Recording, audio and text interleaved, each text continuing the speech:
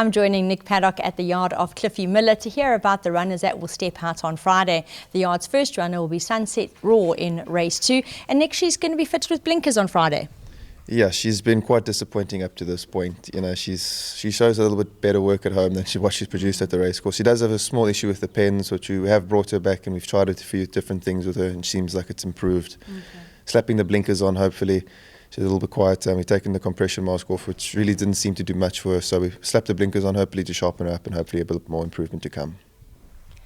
2 runners as we move to race 4. Bethel is back off a break of roughly 3 months. He'll be joined by Spanish Fort, who showed really positively over course and distance last time out. He's in the box behind me here and he's looking fantastic.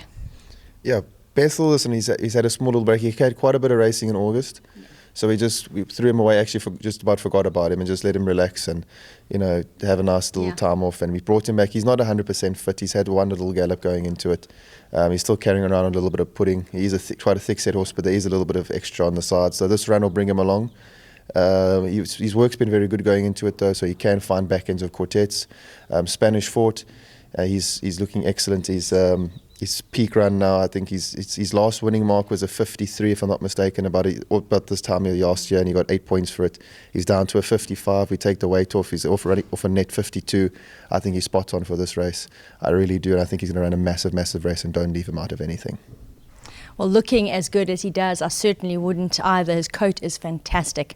In race 5, Winter Journey, well, she's in very honest, reliable form at the moment. Yeah, she never really seems to run a bad race, you know. Even though the stable, you know, we're battling along, she's always there and thereabouts. So, you know, for us, she's a really hard knocker. Her work's been very good going into it.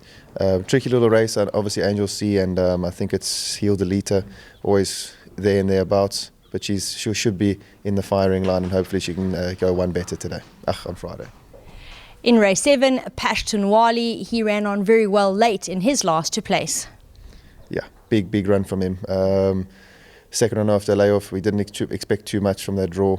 Ran a cracker, you know, he's back now. Peak run, he's looking out the top draw. We got the weight off and the kid is a really, really good rider. I think he's a massive runner there. He's probably our best for the day, and I reckon if he brings his best, he's a hard horse to beat there. Some good information. Finishing for the yard in race 8 is Defining Moment. Now, she's definitely not been disgracing herself in recent starts, but Nick, she can do even better. Yeah, we've been scratching my head a little bit with her. You know, she's good enough to win races in the 66 division, and she just hasn't been putting it all together.